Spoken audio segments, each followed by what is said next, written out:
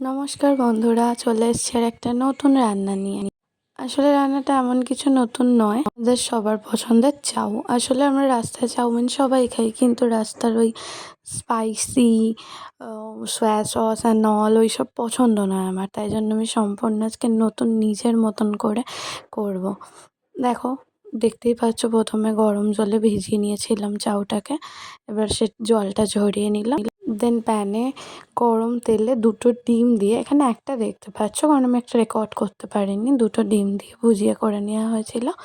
তারপরে আবার ওই যে পেঁয়াজগুলো আগে দেখেছিলে কাটতে, ওই পেঁয়াজ কুচোগুলো দিয়ে ওই তেলের মধ্যে গরম করে নিয়ে একটু ভেজে নিতে হবে।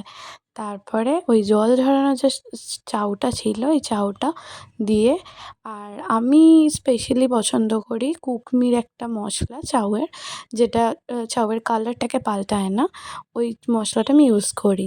ওই মশলাটা দিয়ে আরেকটা জিনিস গোলমরিচ, সেটা আমার দেওয়া হয়নি, দিয়ে নাড়িয়ে নিলে